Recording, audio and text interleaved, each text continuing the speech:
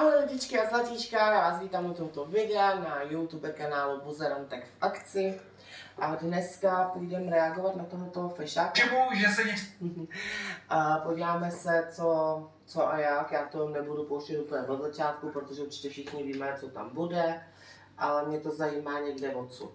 Od dvou. Jsi zkušil, co Adela dělá, tak se možná i sama podívala vlastně do čeho jako jde a zjistila, že reakce veřejnosti nejsou vůbec kladné a nejspíš by si s tím jako skoro se vším, čím Adela dělá, víc uškodila, by se ti prostě víc uškodila. Nemám pokračovat dál samozřejmě. Tak ještě já, než vlastně vám tady představím Tranzitu, hlavní roli v tom seriálu, amatérském podotýkám, bych chtěl říct, že vlastně já jsem teď i zapomněl, co mluvil. Reakce veřejnosti nejsou vůbec kladné a reakce veřejnosti nejsou kladné. To si ze mě děláš, já budu tykat s dovolením, vypadáš jako, že ti je jako mě 30. A jako to si ze mě děláš srandu. Ty mi chceš říct, že slovo buzerantky v akci je něco hanebného? Ne, je to od slova buzerace. Takže to za mě, z mojí stránky, vůbec není žádné sprosté slovo.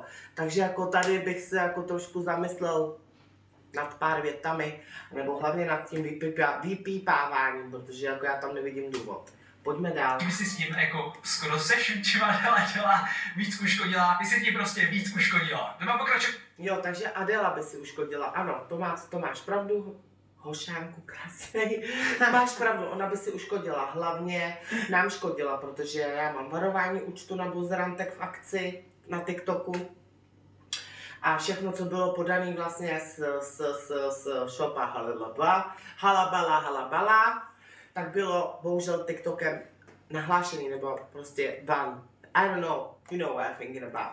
So, takže pro nás, já tam nevidím problém, žádnej. Tam byl problém opravdu Adela, jo, a i přesto my jsme byli schopni s ní natáčet, jenom prostě bohužel ona byla nepřizpůsobivá, protože bohužel asi někdo něco nakoukal.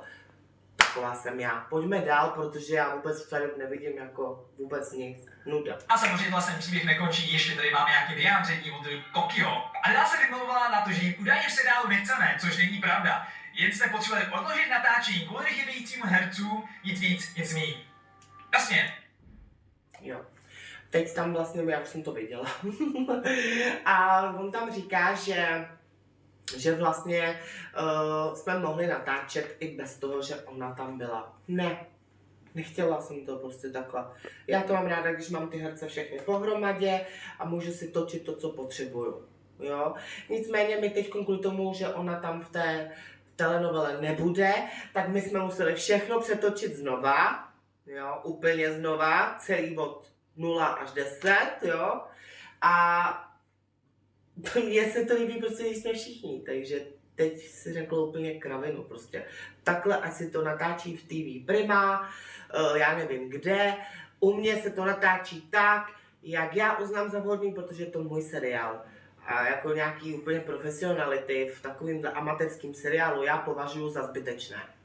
Teoreticky by se to dalo... Jo, to jsem teď Dání, profi, příprava a podobně, takže to asi nasvědčuje, že mu ale takhle by se to ale teoreticky dalo udělat, kdyby opravdu kdybych... Ne, děkujeme za radu.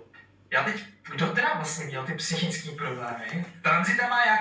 Ano, teď jsme tady u toho, lidičky, my tady Tranzitu máme, tohle je Bruno Mucha, pochází ze Slovenska a on měl ty potíže, takže já mu teď tady dám prostor. Ahoj Bruno. Ahoj Danieli. A můžeš tady dívat. Vážení dámy a pánové, jmenuji se Bruno Mucha a tady seriál Buzerantky v akci jmenuji se Tranzita, jsem jedna z hlavních rolí. Nevím, kdo je Adela, prostě je to nějaká herečka nebo co to je? No, Adela, já jsem to nazvala v jedné reakci, prosím tě, že je to ostuda českého internetu. Takže... No, já vůbec nevím, o co jde, kdo to je. Ale i tak, jako nechci jí křivdit, protože jako slavná já, my jsme to samozřejmě využili hlavně kvůli tomu. Asi tak. A chci se přiznat, ano, mám smutek, umřela mi maminka, před Vánocema, manžel, taky držím smutek, byla jsem psychicky nemocná, snažila jsem se už prostě nějak jít trošku dál, pokračovat dál a tady ten seriál Buzerantky v akci mě prostě nabuzuje k tomu, aby jsem prostě dávala radost jiným lidem aby prostě z toho měli radost oni a hlavně já. A tady moje kamarádka, kolegyně Darinka, protože já jí říkám Darinka. A tyhle ty lidi, co si o nás říkají, co není vůbec někdy pravda, někdy jo, mě to absolutně nezajímá, protože já mám do svých starostí a já, když se bavím, nikdo mě nezajímá. No a já bych tady ještě jako rád nebo ráda, že pro někoho teďka přijde jako sexy bomba. Já Určitě tak. hezčí než Adéla, rozhodně dejte like, pokud souhlasíte. A prosím vás, to je, co jsem chtěla. Ten den vlastně, já jsem ji tady měl. V tranzitu jsem tu měl, ale jelikož byla předávkovaná Rivotrilem, to je prášek na úzkost a deprese, tak já jsem prostě jako velitel ve vězení, jsem uznal za vhodný, že prostě je na to natáčení druhý den prostě v čudu. Takže prostě jsem uznal za vhodný, že prostě to natáčení se přeloží na tento týden, což je dneska, jsme právě začali, teď jsme dotočili 5 minut filmu. A já jsem v tom neviděl žádný problém, jenom Adéla už prostě, víš, ona už chtěla, protože vlastně její hejtři a podobně, kdo ví, určitě i nějaký slavní osobnosti, i podle mě nakukali, ať to s náma netočí a bla, že nás jenom proslaví a bla, což už se stejně stalo, protože já jdu do Kauflandu, do Penny a oni už vědí, o co go, to je ta buzerantka fakt. Ano, to jsem já. A takže, prostě tak, no, já k tomu nemám co dodat. Já k tomu dodám to, Psychické problémy. Chceš něco říct, jo? já k tomu dodám ještě jednu věc. Vůbec nevím, kdo je ta Adele, protože... Já ti ukážu, prosím tě. Ukaž mi ji, prosím tě. To je tady, jo, já jsem jí udělal, prosím tě, face-up, jo. Aby byla aspoň trošku hezká jako my. Ale já ti ukážu, jak vypadá ve skutečnosti. Ježišmarje. Josef! Takže já si tam nějaký Ale- hole, počkej. Shopaholic Adele, hole. Hole, ona tomu říká nějak hole, nebo co ty vole. Tohle to je ona. Nemůžu prát v takhle špinavé Počkej. pračce. Podívejte, Reklamní, že no. musíme usazovat pořád znovu po několika praních. Tak, a Přidávejte až do skončí každého reklama, tak praní to jednu dáš dávku nové, jo? Calgon 3 v 1. Zabráníte tak hromadění nečistot, pračka zůstane čistá a Tak se půvo oblečení taky. Tady krtičky a patička a dlouho jste si říkali. Takže tohle je Shopaholic Adele, tak se podívej, schvál. No a máme tady dobré video a tentokrát tady vidíte pejska, už tam čuchá a tam pro něj sedí, pro něj mám vnitřce. A máme tady hal. Kaufland potraviny, zase máme Kaufland potraviny, juhu! Tak a jako první, já to musím Stop! říct jako první, protože Dani už má žížu. Vážení dámy a pánové, s tady tou herečkou já odmítám hrát, protože tady ta herečka je prostě ubohá. Ubohá a neví kudy kam, prostě když dělá reklamu na Kaufland, je to pro mě prostě ubohý. A to, že prostě si o mě říkají, že tam jsem byla vyfocená, že nemám smutek nebo takhle, to už se snažím prostě zahnat ten smutek a bavit se. Jinak Počkej, teď jsem to nepochopil. jak jsem byla vyfocená tam na té fotce, Jo. tam, No to já jsem si natočil video, jak blbneš, no. no, tak blbnu. No. Ale to už smutek přešel a my dvě natáčíme buzerantky akci a myslím si, že se nám to podaří. Počkej, a ty fakt neznáš Adelu? Já ji vůbec neznám. Tu No a holku. Ty si Co se koupil jako a já takový si na ní říkám, to podíváš? nechutné, to je Jako já si myslím, když vytáhli tašku z Kauflandu a nějakou plechovku, tak si myslím, že je zajímavá. Já si myslím, že neopravdicky herecký výkony, který vydává třeba v Ďábelských cigánkách Jan Honza Bendík a Marcel Bendík a my buzerantky v akci, takový herečky jsou. A ne, že vytáhneme z tašky z Kauflandu plechovku a takhle Ale se pozor, postavíme. ona dělá jakoby takový ty reklamy na to, co si jít koupit, víš? Jo, ona- takže to se reklamy, to- reklamy a ona chtěla si zahrát v seriálu. Ne, ona si chtěla zahrát, podle mě se mi ozvala protože ví, že účinkuju v několikáti seriálech, i mimochodem tady pan Mucha v tom účinkuje, v několika seriálech od Lukáše Raymona a podle mě to viděla jako nějakou záminku, jak se dostat do filmu Amor, protože o tom mi mluvila prostě 24/7, že chce prostě do Amoru, jo. Já už jsem samozřejmě věděl, že ona do Amoru určitě nepůjde, protože do Amoru jdou určitě hezký lidi. Já nevím, jestli ona je hezká. Já si myslím, že ne. Já taky ne, já furt říkám, že byla Krysa, originál. Jak mi píšou, Jako, moje faninky mi říkají, že to je, tyjo, počkej. Ježiš, ten horor. Blair Witch. Ne, Blair Witch, ještě nějaký, tyjo. Záda Blair Witch. Ne, ty No. vado. Prostě ať si říká No to každý, je co to, chce. nevím. Napište to do komentáře, kdo jste mi to napsal. Ať si od té holce, tady ta holka mi vůbec nepřipadá jako herečka, tady ta mi holka připadá jako lehce mentálně retardovaný člověk.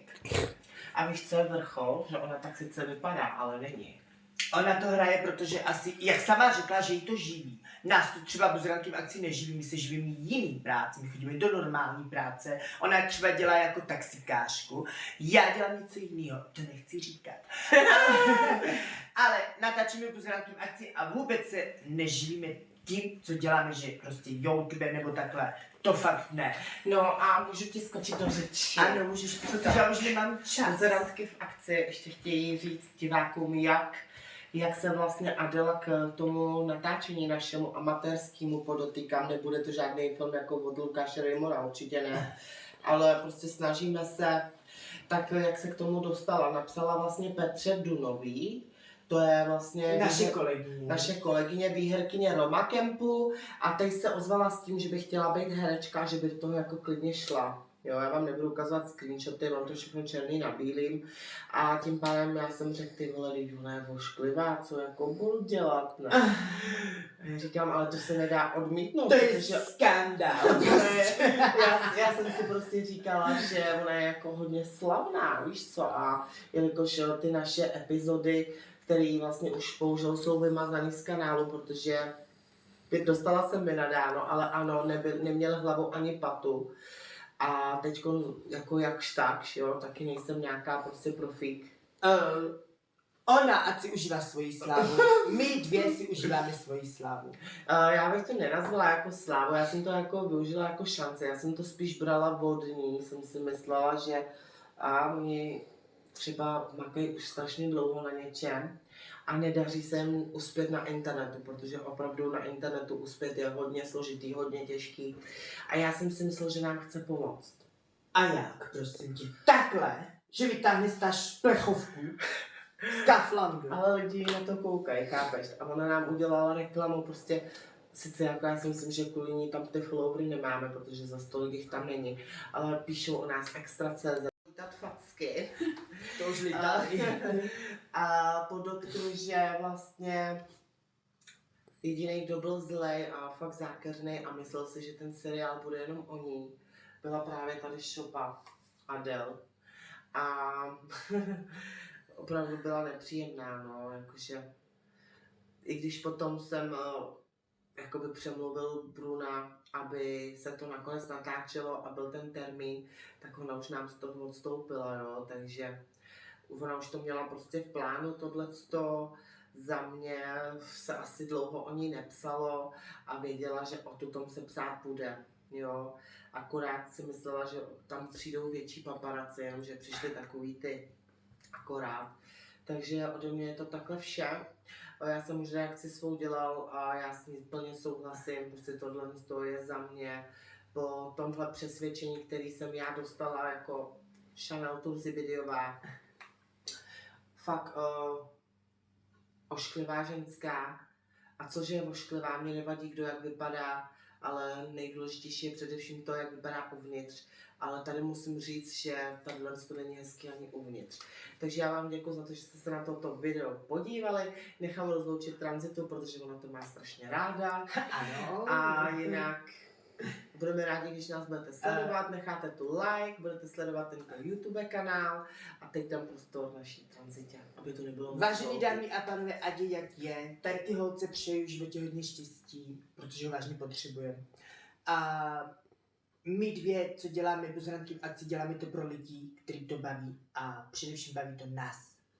A ty, co si o nás říkají špatné věci nebo dobré věci, tím děkujeme, dělají nám reklamu. Bohužel mě říkají Britney bitch. A mě Chanel Turzibidiová. Krásný večer.